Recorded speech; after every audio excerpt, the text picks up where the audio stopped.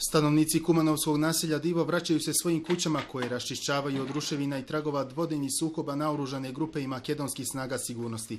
Kumanovo su napustili pripadnici specijalnih jedinica, a u gradu su i dalje prisutni pripadnici policije sa pancirima. Polupana vrata, prozore, izrešetane kuće stanovnici ovog naselja, uglavnom nastanjenog Albancima, posmatraju u nevjerici. Izgradili smo ovu kuću onako kako smo htjeli. Imala je sve što smo željeli i kada sam vidio da je uništena, jedina stvar koja me držala pribranim je to da su moja djeca živa. Šta će mi kuća i bogatstvo ako moja djeca nisu sa mnom? Vidi što je napravio. Pogledajte šta su učinili. Veoma je teško. Ne mogu ni pričati. Gdje bi sad mi trebali otići i sa čim? To je teško mnogo. Za 30 privedenih pripadnika naoružane grupe koja je izvela napad u Kumanovu određen je jednomjesečni pritvor.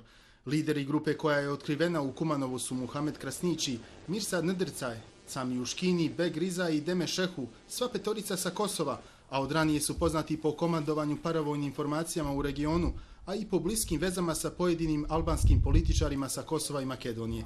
Iz Brisela su svi zabrinuti zbog situacije u Makedoniji. Ponovljen je zahtjev političkim akterima u ovoj zemlji da zajednički prevladaju krizu.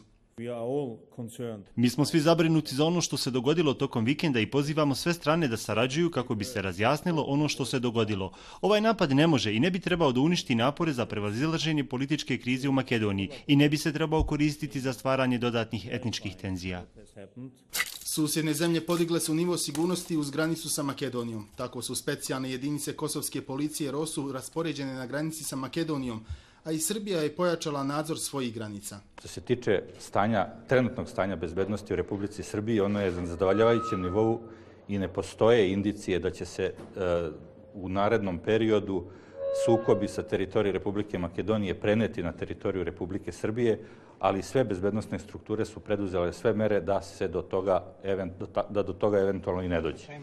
Zanimljivo je da su službe sigurnosti Srbije upozorile makedonske kolege na mogućnost sukoba u Kumanovu, ali su oni vjerovali da su te priče preuveličane. U Makedoniji je i danas dan žalosti. Zastave su spuštene na pola koplja za 8 poginulih policajaca, kojima su, između ostalog, odali počast mnogi ljudi preko društvenih mreža.